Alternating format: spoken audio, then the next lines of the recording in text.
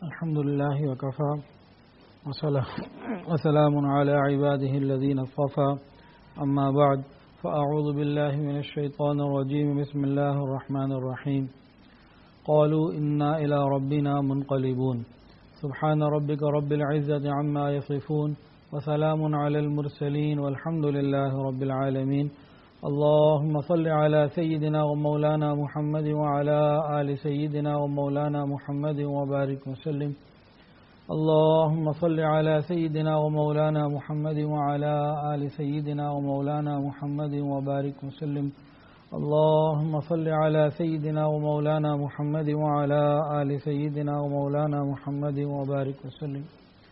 حضرت موسیٰ علیہ السلام کا قصہ چل رہا ہے. آج بھی یہی بات ہوگی. کل دوپہر کو 2 بجے سے لے کے 3 بجے تک جو ہفتہ وار بیان ہوتا ہے اس میں بھی حضرت موسیٰ علیہ السلام کا ذکر ہے اور کل رات کا بھی حضرت موسیٰ علیہ السلام ہی کا ذکر ہے اور شاید آگے بھی 1-2 اور مجالس میں یہ چلے. بہت تفصیل کے ساتھ قرآن مجید کے اندر حضرت موسیٰ علیہ السلام، حضرت ہارون علیہ السلام، فرعون، حامان، قارون، بنی اسرائیل کا ذکر بہت کثرت سے اور تفصیل سے موجود ہے. ہم یہاں پہنچے تھے کہ حضرت موسیٰ علیہ السلام کو جو چیلنج دیا تھا فرعون نے کہ آؤ اگر سچے ہو تو ٹھیک ہے پھر مقابلہ کر لیتے ہیں. پھر اس نے اپنی پوری اسٹیٹ سے بڑے بڑے جادوگروں کو بلایا اور ماہر جادوگروں کی بہت بڑی تعداد آئی. جادوگروں نے پوچھا پہلے آپ سے اٹھتے ہیں یا ہم پہلے رکھیں اپنا کام؟ فرمایا کہ نہیں تم ہی کرو. تو انہوں نے جیسے ہی اپنی لاٹھیاں وغیرہ پھینکیں اس کے بعد موسیٰ علیہ السلام نے جو اپنا مبارک عصا پھینکا تو وہ سارے کے سارے ہی کو ہی کھا گیا. اچھا یہ عصا آج بھی الحمدللہ موجود ہے ترکی کے عجائب گھر میں. استنبول ایک شہر ہے ترکی کا، اس کے اندر توپ کاپی میوزیم ہے. توپ کاپی وہاں جانے کا موقع ملا اور الحمدللہ اس عصا کی زیارت کا بھی موقع ملا. سادہ سی لکڑی ہے، کوئی اس پہ کوئی کام بھی نہیں ہوا ہوا. آج کل جو علماء کے پاس عصا ہوتے ہیں تو بڑے خوبصورت اور بڑے اس میں کارونگ اور بڑے بڑے کام ہوئے بھی ہوتے ہیں بعض مرتبہ. بالکل سادہ سی درخت کی لکڑی سی ہے بہرحال، لیکن اللہ نے اس کے اندر ایسی مہربانی فرمائی کہ ایک بہت بڑا معجزہ اس لکڑی کے ذریعے اللہ نے ظاہر فرمایا اور ایک بہت بڑی قوم کو جادوگروں کی شکست عطا فرمائی. موسیٰ علیہ السلام جیت گئے. جادوگروں نے میں یہ محسوس کیا کہ بھئی یہ جادو نہیں ہے. انہوں نے حق کو قبول کیا اور ایمان لے آئے. بات تھی حق اور باطل کی، کوئی سیاست کوئی اور ملک و ملت کا مسئلہ نہیں تھا. صرف اتنا تھا کہ موسیٰ علیہ السلام نے آ کے کہا تھا دیکھو بنی اسرائیل کو میرے ساتھ بھیج دو اور ایمان لے آؤ. ایمان نہیں بھی لاتے تو بنی اسرائیل کو بھیج دو، ہماری تمہاری کوئی لڑائی نہیں. اس نے پہلے تو ان کی ذاتی باتوں پہ حملہ کیا، اس کا انہوں نے جواب دیا. پھر اس نے کہا بھی اپنے رب کا تعارف تو کراؤ، میرے علاوہ رب کوئی نہیں. وہ سارے دلائل آپ دیتے چلے گئے. فرعون کے پاس کسی بات کا دلیل کے درجے میں صحیح طریقے کا کوئی جواب نہیں تھا. بس یہ تو کیا کہتے ہیں ساحر ہے، یہ جادوگر ہے، یہ ملک پہ قبضہ کرنا چاہتا ہے، یہ کرنا، اپنی طرف سے ایک کے بعد ایک باتیں بناتا چلا گیا. پھر کیا ہوا؟ اب فرعون پوری قوم کے سامنے شرمندہ ہو چکا تھا. فرعون کے سامنے پہلے صرف 2 لوگ تھے، ایک موسیٰ علیہ السلام اور ایک حضرت ہارون علیہ السلام، تیسرا کوئی نہیں. اب کیا ہوا؟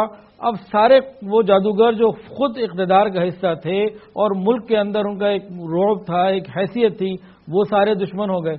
فرعون کی بیوی بھی مسلمان ہو گئی اور فرعون کے قوم میں سے بھی بعض نوجوان مسلمان ہو گئے. اور فرعون کے قریب کے لوگوں میں بھی، جیسے آگے کل انشاءاللہ العزیز آئے گا کہ جب فرعون کے قتل کا منصوبہ یا بات چیت دربار میں کی گئی تو ایک شخص نے وہاں موجود جو دربار میں تھا جس نے اپنے ایمان کو چھپایا ہوا تھا، پھر اس نے باتیں کی، قرآن مجید میں موجود ہے. تو اب کئی چیزیں سامنے پیش آئیں. فرعون نے اس کے بعد سیاسی چالاکیاں اور جو چال بازیاں اور پینترے پہ پینترا بدلنا ہے وہ شروع کیا.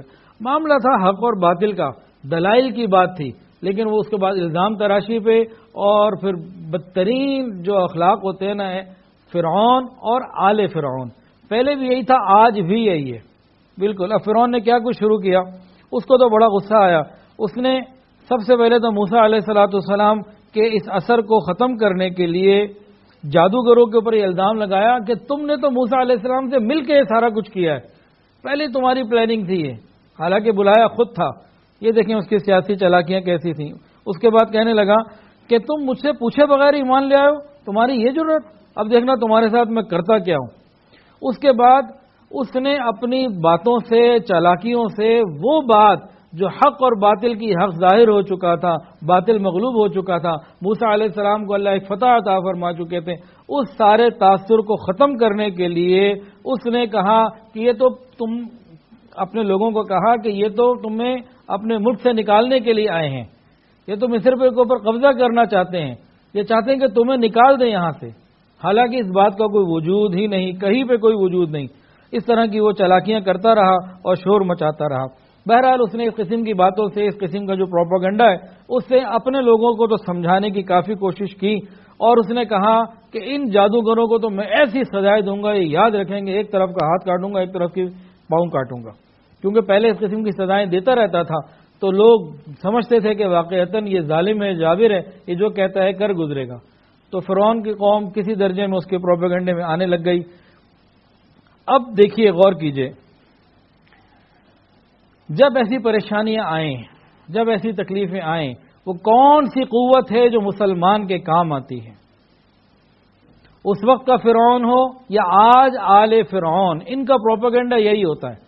پہلے تمام فرعونوں نے اور اس طرح کے لوگوں نے وقت کے انبیاء کے خلاف پروپیگنڈا کیا، اور آج آل فرعون جو ہے، جو اسی فرعون کے طریقے کے اوپر آل فرعون ہے، وہ کیا کرتے ہیں کہ علماء کے جو نائب ہیں، انبیاء کے جو نائب ہیں، علماء اور مشائخ، ان کے بارے میں اسی طرح کی باتیں کرتے ہیں۔ دلائل نہیں ہوتے ان کے پاس، بس اپنے اندر کا بغض نکالنا ہے اور نفرتیں نکالنی ہے اور بولنا ہے کہ بس ساری فساد کی جڑ یہی ہے۔ اچھا، باطل کی اور آل فرعون کی ایک پہچان سمجھ لیجئے، یہ ہمیشہ آپ کو علماء سے دور کریں گے۔ ایک آسان اور سادہ سی پہچان یہ ہے، یہ ہمیشہ آپ کو علماء سے نفرت دلائیں گے، علماء سے دور کریں گے۔ اور آج غم کی بات یہ ہے کہ ہمارے ماحول میں ایسے بے شمار لوگ موجود ہیں جو علماء سے نفرت کرنا شروع کر چکے ہیں۔ کافر نے تو ہمیشہ کی، انگریز جب ہندوستان آیا بہت تفصیلی واقعات ہیں، اس نے بھی کی۔ روس میں جب انقلاب آیا اس نے بھی علماء کو چن چن کر شہید کیا۔ تفصیلات پھر اور لمبی ہو جائیں گی، لیکن خلاصہ یہی ہے۔ تو ہر باطل نے ہمیشہ دنیا میں ہر جگہ علماء کی مخالفت کی اور علماء کو ہر قسم کی فساد کی جڑ قرار دیا۔ یہ تو باطل کی محنت ہے۔ لیکن وہ لوگ جو ان کی تعلیم کو اور ان کے کلچر کو اور ان کی چیزوں کو بڑا پسند کرتے ہیں، لائک کرتے ہیں، اور مغربی تعلیم سے بہت زیادہ متاثر ہیں، وہ بھی پھر انہی کی زبان بولنے لگتے ہیں، کم علمی میں یا لا علمی میں یا نادانی میں، کسی بھی طریقے پہ، یا ان کو کوئی مفاد ان کا جو ہے وہ ہوتا ہے وابستہ، جس کی وجہ سے وہ علماء کی پھر دشمنی اور مخالفت مول لیتے ہیں اور لوگوں کو اس کے اوپر تیار کرتے ہیں۔ افسوس جس بات کا ہے وہ یہ ہے کہ کافر اور باطل کا تو طریقہ ہمیشہ سے یہی رہا، لیکن آج مسلمان گھروں میں پڑھنے والے بچے وہ بھی اسی قسم کی بات کرتے ہیں۔ اسی رمضان کی بات کر رہا ہوں، زیادہ پرانی بات نہیں۔ 2 دن پہلے ایک خاتون نے زکوٰۃ کا ایک مسئلہ پوچھا، اور انہوں نے کہیں اپنے گھر میں کسی مرد کو کہہ دیا کہ بھئی زکوٰۃ آپ جو ہے نا وہ ابراہیم کو بھجوا دیں۔ پھر وہ کہنے لگی کہ میرے گھر میں مردوں کا یہ تھا، کیا تم توہمات کے پیچھے اور فضول باتوں کے پیچھے لگی ہوئی ہو؟ یہ سب علماء کی باتیں ہیں، ان کی بنائی ہوئی باتیں، کہاں کس کتاب میں لکھا ہے؟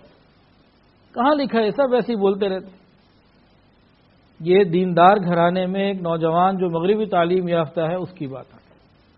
اس کے علاوہ اس رمضان میں اتنے لوگوں نے ایسے مسائل پوچھے ہیں، گھر کی مستورات نے مجھ سے بھی پوچھے، میری اہلیہ سے بھی پوچھے، انہوں نے بھی مجھے بتایا تھے میری اہلیہ نے کہ بہت سے گھروں کی مستورات نے مسائل کیا پوچھے کہ ہمارے گھر میں مرد روزے نہیں رکھ رہے۔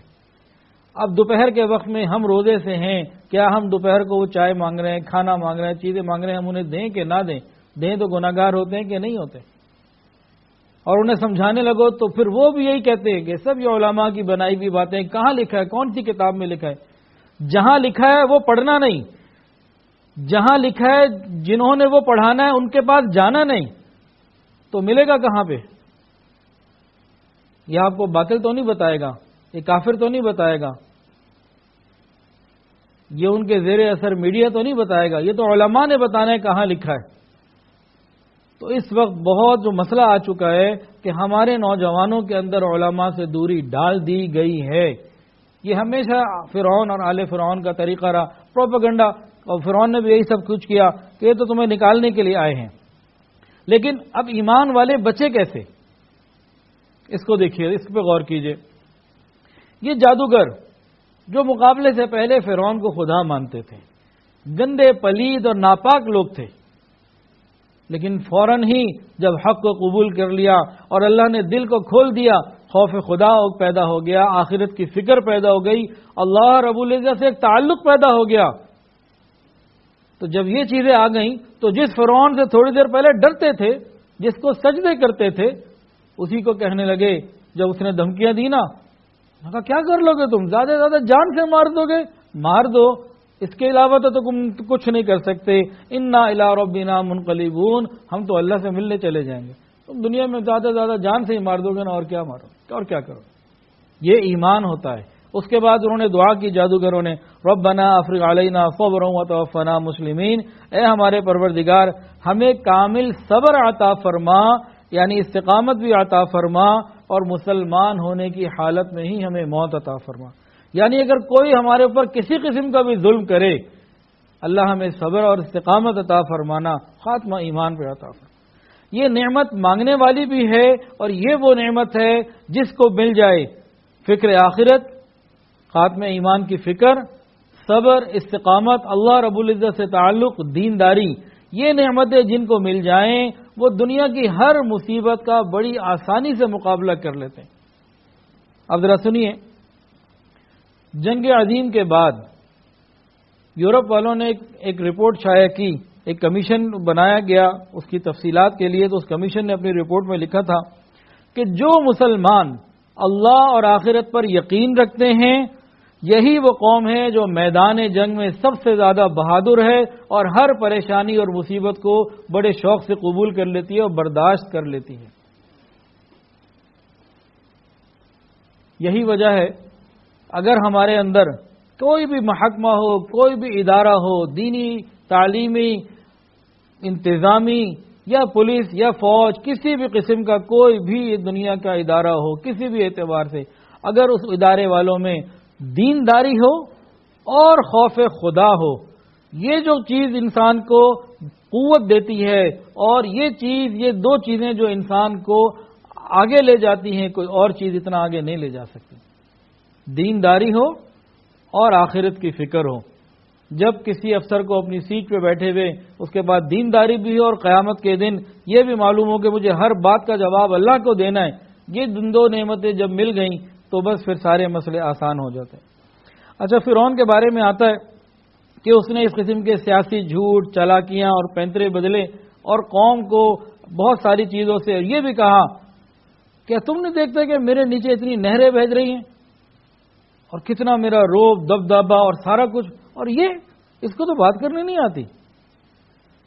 تو اس قسم کی باتیں شروع کی، دلائل ختم ہو گئے، بس اب اپنی باتیں۔ آج بھی آل فرعون کا یہی کام ہے کہ بغیر کسی بات کے بس علماء کو برا بھلا کہتے چلے جانا، بے بنیاد بات کرتے چلے جانا۔ اس نے یہ کام شروع کر دیا۔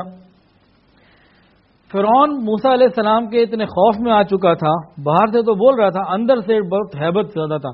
اس نے جادوگروں کو بھی کہا یہ کر دوں گا، اپنی قوم کو بھی کہا کہ یہ غلط ہے، یہ ہے، یہ وہ ہے، فلاں ہے، لیکن موسیٰ علیہ السلام کے بارے میں ایک بات بھی نہیں کر سکا۔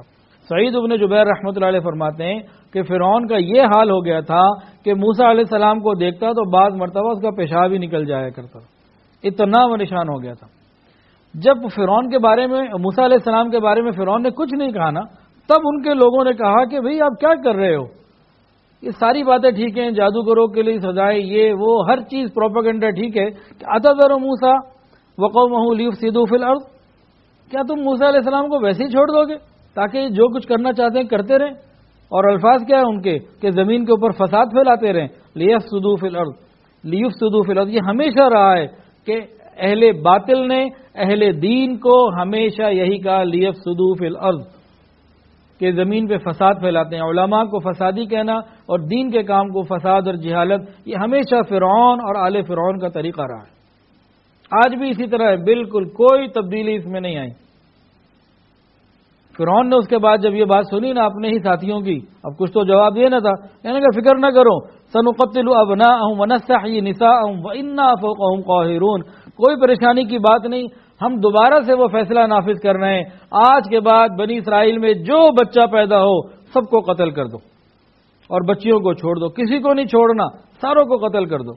تو جب فرعون موسیٰ علیہ السلام کی پیدائش کے وقت بھی اس نے یہ قانون بنایا تھا، دوبارہ یہ قانون بنا دیا اور دوبارہ مسلمانوں کے بچوں کو قتل کرنا شروع کر دیا اور لڑکیوں کو چھوڑنا شروع کر دیا۔ جب اس قسم کی پریشانیاں آئیں، موسیٰ علیہ السلام نے اللہ سے مانگا۔ 11ویں سپارے کے اندر آتا ہے، اور موسیٰ نے کہا اے پروردگار، آپ نے فرعون اور اس کے سرداروں کو جو دنیا کی زندگی میں بڑی مال و دولت، یہ سج دھج، یہ سب کچھ عطا کی ہے، دولت دی ہے، اس کا نتیجہ یہ ہو رہا ہے کہ وہ اپنی ان چیزوں سے، اپنے عہدوں سے، مال سے اور ان چمک سے اور چکا چوند چیزوں سے لوگوں کو آپ کے راستے سے بہکا رہے ہیں۔ لوگوں کو کہتے ہیں دیکھو ہمارے پاس سب کچھ ہے، ادھر کیا ہے، وہاں تو کھانے کو کچھ نہیں ہے، تو یہ بہکا رہے ہیں۔ تو اے اللہ، آپ ان کے مال اور دولت کو تباہ کر دیجئے، ان کو تباہ کر دیجئے۔ موسیٰ علیہ السلام نے یہ دعا مانگی، اللہ رب العزت نے فرمایا قال قد اجیبت دعوتکما فاستقیما ولا تتبعان سبیل الذین لا يعلمون۔ اللہ نے فرمایا کہ موسیٰ اور ہارون، آپ کی دعا قبول کر لی گئی ہے، اب آپ دونوں ثابت قدم رہنا اور ان لوگوں کے پیچھے نہ چلنا جو حقیقت کو نہیں جانتے۔ اب موسیٰ علیہ السلام نے جب یہ دعا مانگی تھی، یہ فرعون سے مقابلے کے بعد جادوگروں کے، تو اللہ نے فرمایا قال قد اجیبت دعوتکما، آپ کی دعا قبول کر لی گئی، لیکن کتنا وقت لگا؟ آج 2 نبیوں نے مانگا، اللہ نے کہا مان لیا، پوری ہو گئی، جو کہا قبول کر لیا، لیکن اس دعا کی قبولیت کا اثر زمین پر ظاہر ہوتے ہوتے علامہ بغوی رحمۃ اللہ علیہ فرماتے ہیں 40 سال لگ گئے۔ جب 40 سال کے بعد فرعون غرق ہوا، ابھی ان 40 سالوں میں اور بہت کچھ ہوا، انشاءاللہ کل تفصیلات آئیں گی کہ کتنے قسم کے مختلف عذاب جو ہیں وہ فرعون کے اوپر، اس کی قوم کے اوپر آئے۔ پھر اللہ رب العزت نے بنی اسرائیل کو ایک اور حکم دیا کہ بھئی تم نماز کی پابندی کرو۔ وَأَوْحَيْنَا إِلَى مُوسَىٰ وَأَخِيهِ أَن تَبَوَّآ لِقَوْمِكُمَا بِمِصْرَ بُيُوتًا وَاجْعَلُوا بُيُوتَكُمْ قِبْلَةً وَأَقِيمُوا الصَّلَاةَ وَبَشِّرِ الْمُؤْمِنِينَ۔ اللہ نے حکم دیا کہ فرعون اگر عبادت گاہوں میں نماز ادا کرنے سے روکتا ہے تو اس سے نماز ساقط نہیں ہو جاتی، نماز کی پابندی اپنے گھروں میں کرو، نماز کی پابندی کرو۔ اب یہاں غور کرنے کی بات ہے کہ موسیٰ علیہ السلام اس قوم سے اب مخاطب تھے جو ان کی اپنی قوم تھی، مسلمانوں کی قوم، اور ان کی اپنی کیفیت یہ ہو چکی تھی کہ صدیوں کی غلامی کے بعد ان کی ذہنی صلاحیتیں ختم ہو چکی تھی، وہ اپنی ذلت کو صبر سمجھتے تھے، جو پریشانی آ جائے، جو ظلم آ جائے، بس اس کو صبر سمجھتے تھے، سوچنے سمجھنے کی، کچھ کرنے کی، کچھ کر گزرنے کی کوئی ان کے اندر بات نہ رہی تھی۔ اور یہ ہمیشہ ہوتا ہے، جو بھی کوئی قوم کئی سال کسی کی غلام رہ جائے تو اس کے اندر پھر کوئی ہمت اور قوت اور فیصلہ نہیں ہوتی، اس کی سوچ چھوٹی ہو جاتی ہے اور وہ غلامی کی زندگی کو ہی پسند کرنے لگتا ہے۔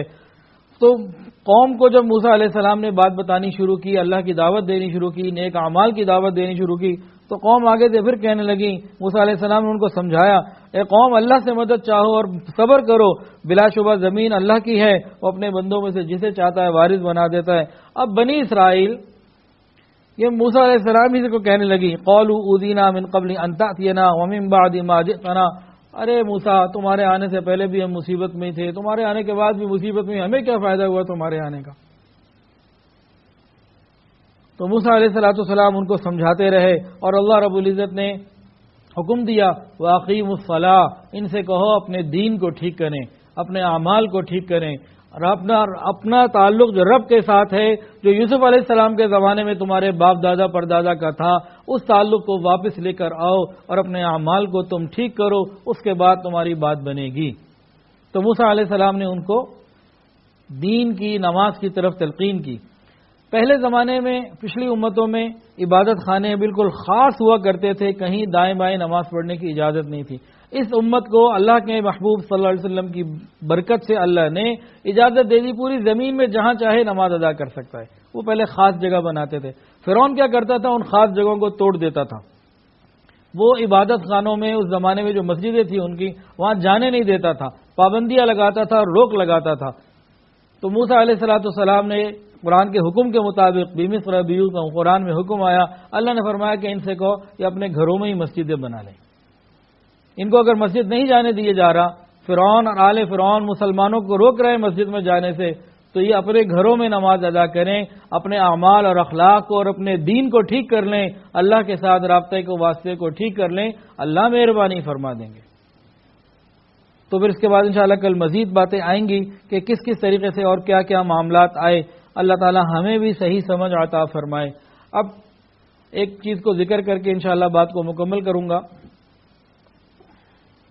جادوگروں کا ذکر ہوا، آج کل بھی جادو کے معاملات میں لوگ بہت پریشان ہیں۔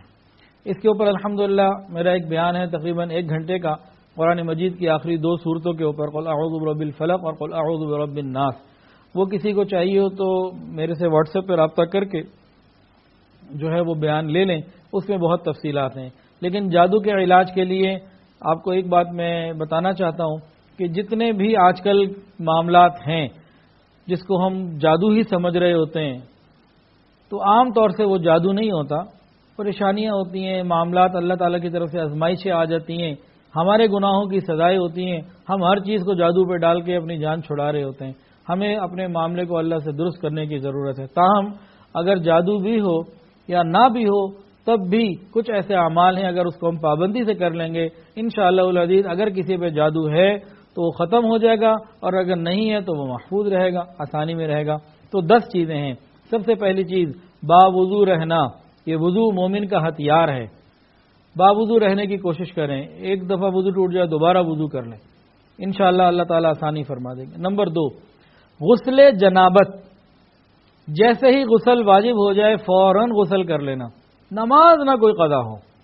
ایک آدمی نے عشاء کی نماز پڑھ لی، رات کو غسل جنابت کی حاجت پیش آ گئی، اب اس کی فجر قضا نہ ہو۔ ایک آدمی ہے عشاء نہیں پڑھی اور غسل جنابت کی ضرورت پیش آ گئی، اب اس کی عشاء قضا نہ ہو۔ غسل جنابت کا پورا اہتمام آپ کو ہر پریشانی سے محفوظ رکھے گا۔ نمبر 3، جب گھر میں داخل ہوں آیت الکرسی کی تلاوت کریں۔ حدیث کے اندر یہ بات موجود ہے، جب بندہ گھر میں داخل ہوتا ہے اور آیت الکرسی اور ذکر نہیں کرتا تو شیطان گھر میں ساتھ داخل ہو جاتا ہے۔ جب ہم گھر میں داخل ہوں اور آیت الکرسی نہ پڑھیں تو شیطان کو تو خود گھر میں لے آئے کہ مچا فساد، تو غلطی کس کی ہے؟ تو آیت الکرسی پڑھے۔ نمبر 4، منزل کا صبح شام ایک دفعہ پڑھ لینا۔ منزل ایک چھوٹی سی کتاب ہے، کچھ میں قرآن مجید کی کچھ آیات ہیں جو سحر سے، جادو سے حفاظت کے لیے بتائی گئی ہیں، ان کو پڑھ لینا۔ نمبر 5، ہر نماز کے بعد آخری 2 سورتیں قرآن مجید کی ایک دفعہ پڑھ لیں، قل اعوذ برب الفلق اور قل اعوذ برب الناس۔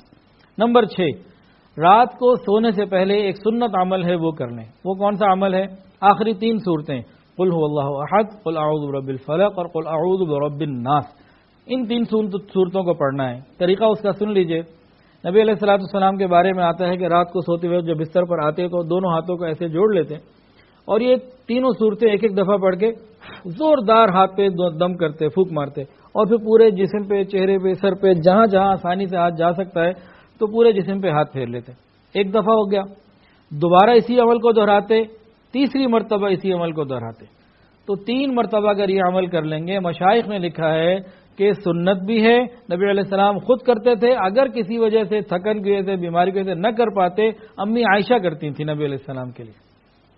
تو کیا ہوتا ہے؟ اور مشائخ فرماتے ہیں کہ رگ رگ اور ریشے ریشے میں کہیں بھی کوئی جادو، سحر، آسیب کو کوئی اثر ہے، سب نکل جائے گا، ایسا مجرب عمل ہے۔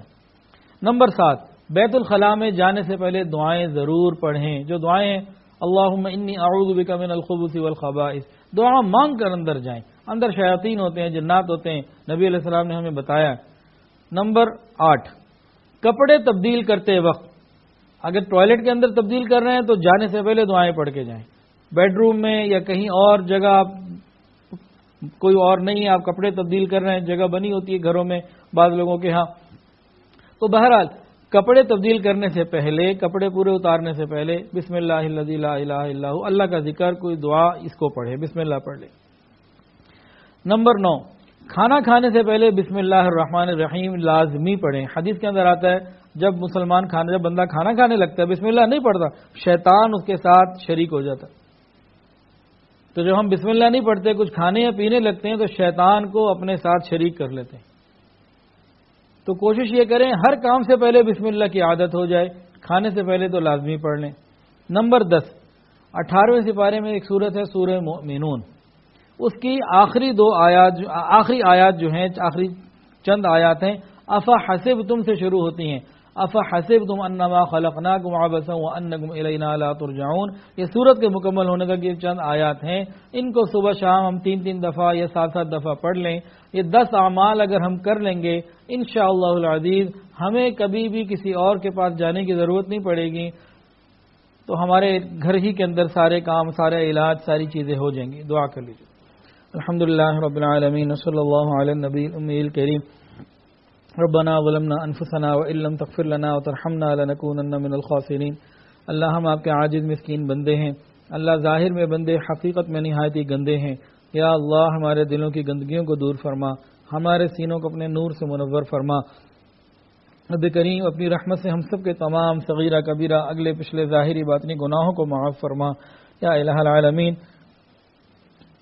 بہت سارے لوگوں نے دعاؤں کے لیے کہا اور جو کہنا چاہتے تھے نہیں کہہ پائے, اور وہ لوگ جن کا حق ہے کہ ان کے لیے دعائیں کرتے رہا کریں.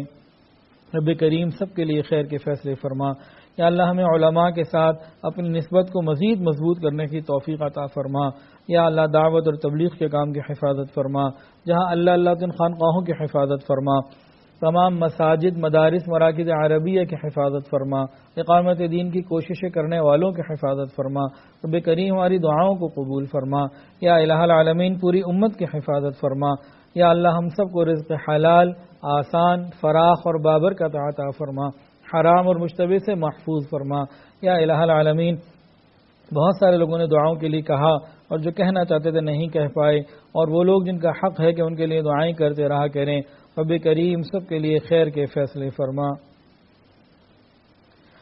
وصلی اللہ تعالی علی خیر خلقہ سیدنا محمد وعلی آلہ. ویڈیو کے نیچے سبسکرائب کے بٹن پہ کلک کریں, بیل کے آئیکن پہ کلک کیجئے تاکہ ہر نئی ویڈیو کی نوٹیفیکیشن آپ کو مل جائے.